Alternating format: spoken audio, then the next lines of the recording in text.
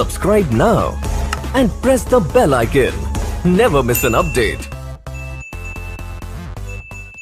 प्यारे बच्चों नमस्कार। आज हम 10वीं कक्षा का लेसन 3 दो चर वाले रैखिक समीकरण युग्म की प्रश्नावली 3.2 करेंगे। लेकिन इस प्रश्नावली को प्रारंभ करने से पूर्व आप इस प्रश्नावली से संबंधित बेसिक कॉन्सेप्ट वाला वीडियो जरूर देख ले, ताकि आपको यह प्रश्नावली करने में कोई प्रॉब्लम न हो। तो आइए हम प्रारंभ करते हैं प्रश्नावली 3.2 के सवाल। आइए प्यारे बच्चों, अब हम करते हैं प्रश्नावली 3.2 का पहला सवाल। इन्होंने पहले सवाल में दिया है मुझे कि निम्न समस्याओं में रैखिक समीकरणों के युग्म बनाइए और इसके ग्राफिक विधि से हल ज्ञात कीजिए। आपको इस प्रश्न के अंतर्गत इन्होंने 2 सवाल दिए हैं। ये सवाल ठीक पिछले सवाल जैसा ही है, लेकिन इस सवाल में हमें इस ग्राफ विधि के द्वारा इस क्वेश्चनों के आंसर भी देना है।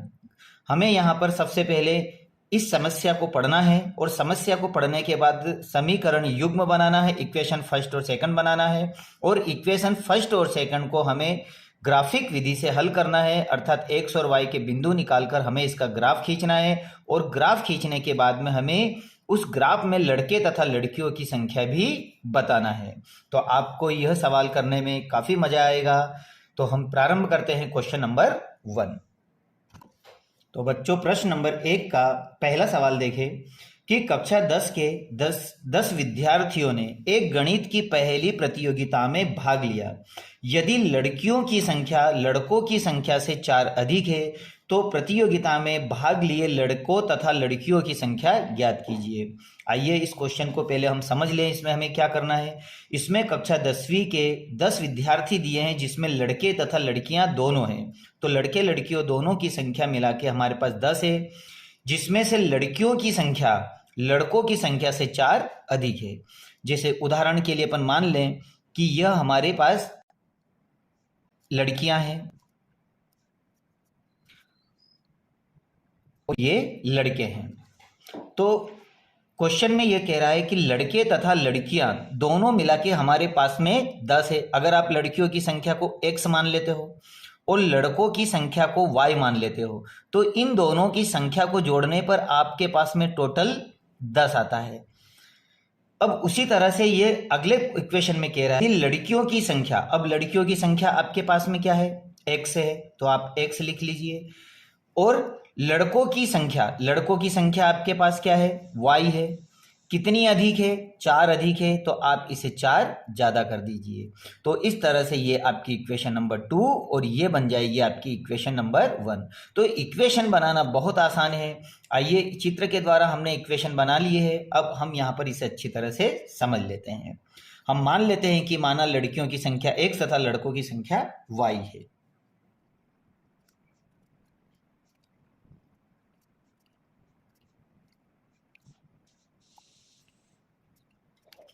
तो लड़कों की संख्या y है। अब प्रश्नानुसार वो बोल रहा है कि कक्षा 10 के 10 विद्यार्थियों ने, तो टोटल विद्यार्थी लड़के लड़कियों की कुल संख्या कितनी है, हमारे पास 10 है। तो प्रश्नानुसार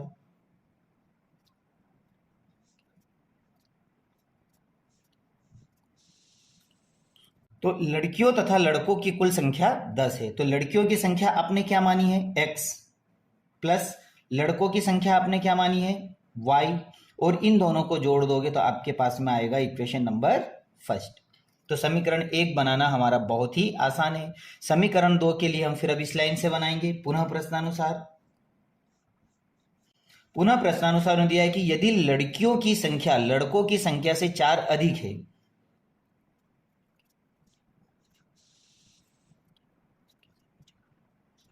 तो हमारे पास में कितनी अधिक है, 4 अधिक है। तो आप जैसे क्वेश्चन पढ़ते जाओ और इसे करते जाओ। लड़कियों की संख्या आपने x मानी, ये x लिखा, बरोबर लड़कों की संख्या आपने y मानी है, तो y लिख दिया। लड़कों की संख्या से 4 अधिक है, तो लड़कों की संख्या से 4 अधिक। अब क्वेश्चन पढ़ने में तो हमें यह लगता है कि लड़कियां लड़कों से ज्यादा है, और वास्तव में लड़कियां लड़कों से ज्यादा है। लेकिन जब मैं इक्वेशन को बैलेंस करता हूं, बरोबर करता हूं, क्योंकि यह तो ऑलरेडी 4 ज्यादा है, जब मुझे बरोबर करना है तो मैं लड़कों को 4 ज्यादा करूंगा। तो इस तरह से यह बन जाएगी मेरी इक्वेशन नंबर 2। अब मुझे इक्वेशन नंबर 1 और 2 के बिंदु निकालना है और उन बिंदुओं को मुझे ग्राफ के ऊपर प्रदर्शित करना है और लड़के लड़कियों की संख्या निकालना है। तो आइए अब मैं इसे ग्राफ के बिंदु कैसे निकालते हैं ये आपको समझा देता हूं। तो सबसे पहले हम समझते हैं इक्वेशन नंबर 1 से पॉइंट कैसे निकालेंगे। इसके पॉइंट हम निकाल लेते हैं यहां पर। x बराबर y के पक्षांतरण कर देता हूं मैं, तो ये हो जाएगा 10 माइनस वाई। अब यहाँ पर y के मान जैसे हमने पिछले वीडियो में रखे थे वैसे ही हम यहाँ पे y के मान रखते चले जाएंगे और जो इसको हल करेंगे तो वो x के मान आते चले जाएंगे। तो मैं यहाँ पे y के मान लेता हूँ कि मैं 5 रख लेता हूँ और 3 रख लेता हूँ। तो जब y की जगह मैं 5 और 3 रखूंगा तो मेरे पास क्या आएंगे, ये लिखा 10 माइनस 5 यानी मेरा उत्तर आएगा 5। तो आप यहाँ लिख लो 5, ये आपका पहला मान आया। उसी तरह से x बराबर 10, अब आप रख रहे हो 3, आपने 3 माना है तो y की जगह आप 3 रख लो तो आपके पास में आएगा 7। यह बिंदु सभी के अलग अलग हो सकते हैं, जैसा आप यहाँ बिंदु मानोगे वैसे बिंदु चेंज होंगे लेकिन आंसर सबका सेम आएगा। अब हम लेते हैं इक्वेशन नंबर 2 के पॉइंट निकालते हैं। अब हम देखते हैं समीकरण नंबर 2 से। समीकरण 2 से तो समीकरण 2 आपके पास में है x बराबर y प्लस 4। आप इसके पॉइंट निकाल ले। तो अब आप यहाँ पर y की जगह क्या मानोगे, तो y की जगह हम मान लेते हैं एक पॉइंट ले लेते हैं 0 और एक ले लेते हैं 2। तो इस तरह से y की जगह आप जब 0 रखोगे तो आपके पास क्या आएगा, आपने y का मान रखा 0 प्लस 4 तो आपका उत्तर आया 4। तो आप यहाँ लिखोगे 4। उसी तरह से x बराबर, अब y की जगह आप क्या रख लोगे, 2 रख लोगे तो ये हो जाएगा आपका 4 और 2 6, तो आप रखोगे 6। तो इस तरह से समीकरण के मैंने किस तरह से बिंदु निकालते हैं वो बिंदु भी निकाल लिए हैं। अब इन बिंदुओं को हम ग्राफ पर प्रदर्शित करते हैं। आइए बच्चों, जो बिंदु हमने निकाले थे उन बिंदुओं को मैंने यहाँ पर ग्राफ पर प्रदर्शित कर दिया है। इक्वेशन फर्स्ट और सेकंड को लिख लिया है। अब इन बिंदुओं को हम ग्राफ के ऊपर प्रदर्शित करते हैं। सबसे पहले देखते हैं x का मान हमारे पास +5 है। तो x का मान देखिए +5 कहाँ पर है, ये यहाँ पर है। और y का मान हमारे पास +5 है तो ये आ जाएगा यहाँ पर। तो मैं लिखूंगा यहाँ पर कि ये है 5 और 5, ये हमारा पहला बिंदु। फिर इन्होंने दिया है x का मान 7, तो ये रहा x का मान 7 और y का मान 3, तो y का मान 3 इसकी सीध में चले जाओ इस तरह से, तो ये यहाँ पे आएगा आपका y का मान 3 और x का मान 7, तो आप 7 और 3। तो हमारे जो पहले इक्वेशन के बिंदु है उससे हम लाइन खींच लेते हैं।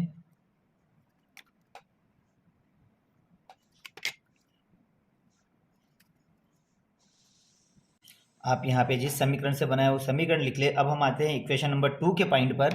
तो इक्वेशन नंबर 2 पे x का मान देखिए क्या है, हमारे पास 4 है, ये रहा 4, और y का मान 0 अर्थात ये यहीं पे आ जाएगा।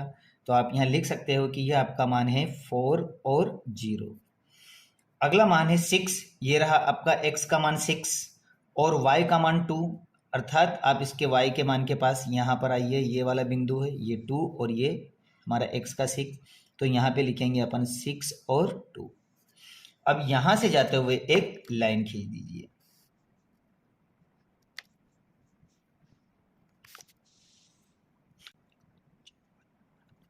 तो हम यहाँ पर देखते हैं कि दोनों लाइनों से जब मैं इसे खींचता हूं तो यह किसी पॉइंट पर कटता है, ये P पॉइंट के ऊपर कटता है। तो P पॉइंट, अब ये जो इसकी सीध में है, तो देखिए P पॉइंट को जब मैं मिलाता हूं तो मेरे पास में इस तरह से एक पॉइंट मिलता है। तो यह तो 7 x को दर्शाता है और जो 3 है ये y को दर्शाता है। तो x कि आपके जो बिंदु निकले हैं, मेन बिंदु, वह आपका निकला है 7 और 3। तो 7 आपके पास में लड़कियों की संख्या है, तो आप लिख सकते हो कि लड़कियों की संख्या 7 है और लड़कों की संख्या y का बिंदु 3 है, तो 3 है और यही आपका आंसर है। तो आपने ग्राफ के द्वारा भी लड़के तथा लड़कियों की संख्या को निकालना सीख लिया। आइए बच्चों, अब हम करते हैं प्रश्न नंबर 1 का सेकंड सवाल।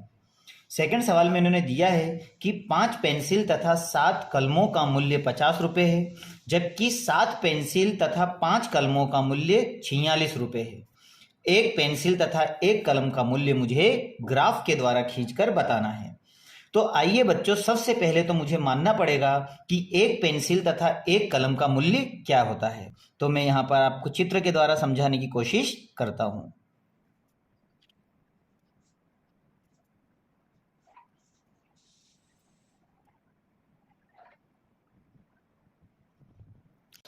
ये हम मान लेते हैं कि यह हमारे पास एक पेंसिल है और ये एक कलम है। तो पेंसिल के मूल्य को मैं x रुपये मान लेता हूं कि ये x रुपये है, और कलम के मूल्य को मैं y रुपये मान लेता हूं।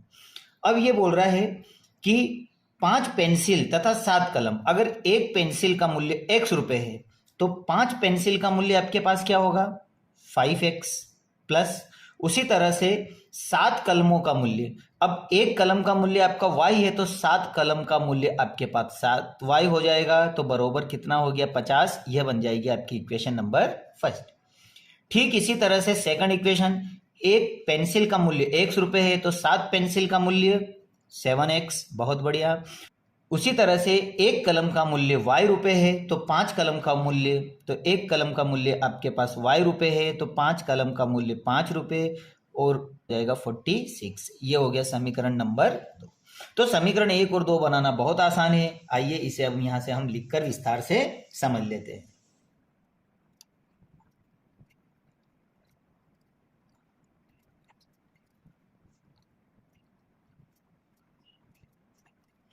तो यहाँ पर हमने मान लिया कि एक पेंसिल का मूल्य x रुपये तथा एक कलम का मूल्य y रुपये है, तो 5 पेंसिल तथा 7 कलमों का मूल्य 50 रुपये है। तो प्रश्नानुसार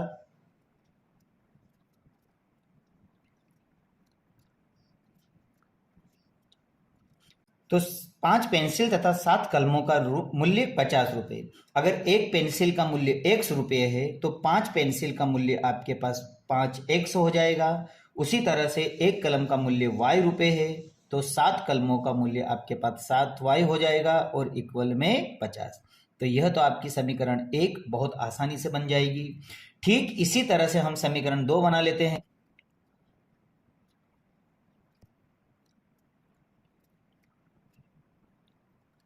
तो 7 पेंसिल तथा 5 कलमों का मूल्य आपके पास 46 है, तो एक पेंसिल की कीमत x रुपये तो 7 पेंसिल की 7x। उसी तरह से एक कलम का मूल्य 5 रुपये, इसी तरह से एक कलम का मूल्य y रुपये तो 5 कलम का मूल्य आपके पास हो जाएगा 5y रुपीज, और टोटल रुपये कितने हैं हमारे पास में 46। तो यह बन जाएगी आपकी समीकरण 2। तो समीकरण 1 और 2 हमने बहुत आसानी से बनाई है। अब समीकरण 1 और 2 के बिंदु निकालकर हमें ग्राफ पर प्रदर्शित करना है। तो मैं सबसे पहले ले लेता हूं यह समीकरण 1 से। समीकरण 1 के बिंदु हम निकाल लेते हैं।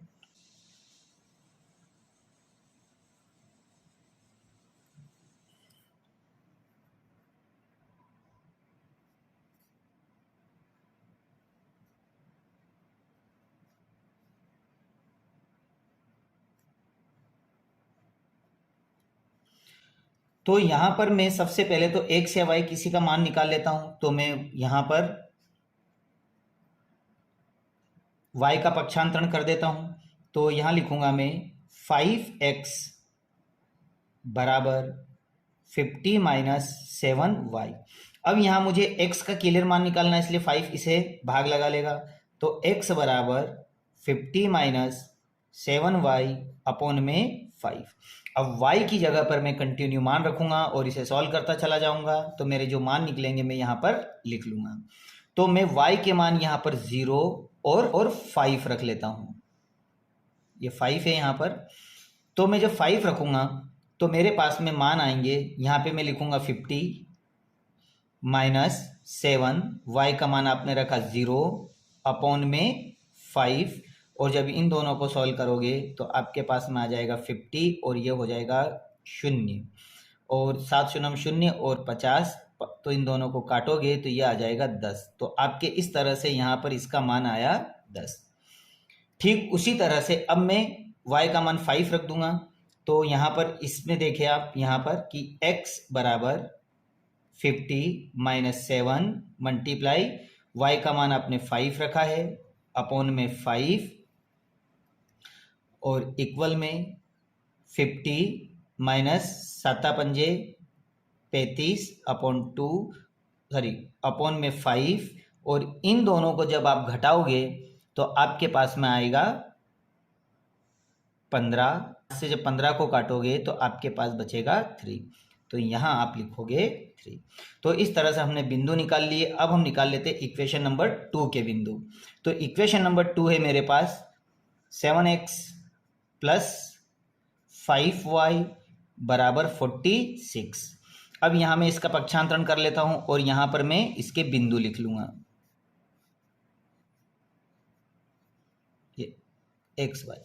तो पक्षांतरण करता हूँ तो मेरे पास बचता है 7x बराबर 46 माइनस 5y।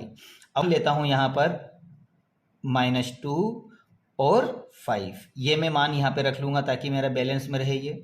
तो अब 7 यहाँ मल्टीप्लाई कर रहा है तो यहाँ पे आगे हम डिवाइड भी कर लेते हैं इसको, तो इसका शुद्ध मान आ जाएगा 46 माइनस 5y अपॉन में 7।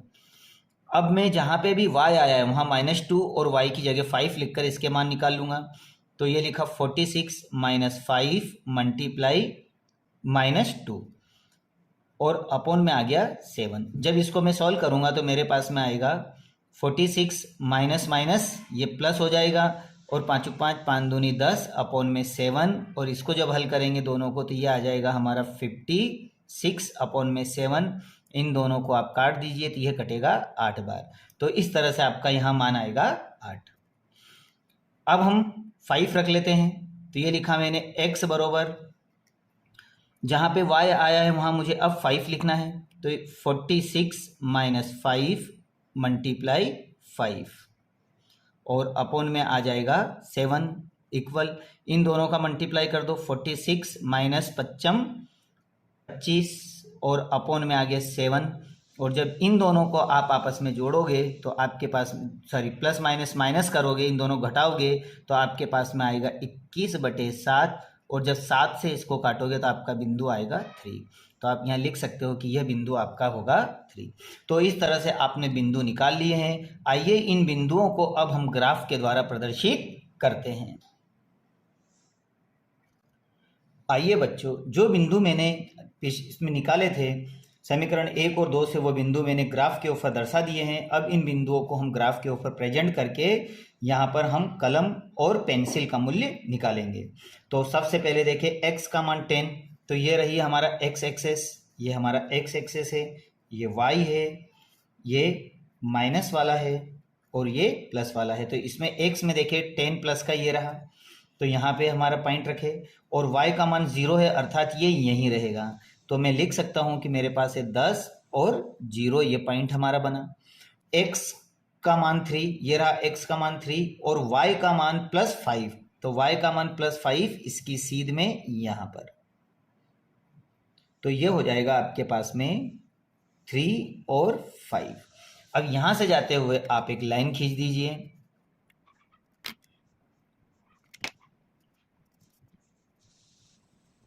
और ये इक्वेशन हमारी यहाँ पे दर्शा दीजिए। वैसे ही अब हम सेकंड लाइन बनाते हैं। x का मान 8 है, ये रहा x का मान 8 और y का मान -2 है, तो -2 आपको नीचे जाना होगा, ये y का मान -2। तो यहाँ पे आप लिख लीजिए ये आपके पास 8 है और -2 है, ये पॉइंट यहाँ पे दर्शा दीजिए। फिर है x का मान 3, ये रहा 3 और y का मान +5, तो +5 के लिए मुझे जाना होगा यहाँ पर। तो ये हमारे कॉमन पॉइंट मिल गया, इसको हम पी पॉइंट भी बोल सकते हैं, जो दोनों का कॉमन होता है, इसे हम पी पॉइंट भी कहते हैं। तो इन दोनों पॉइंटों को आपस में मिला दीजिए क्योंकि ये दोनों का कॉमन पॉइंट हो गया।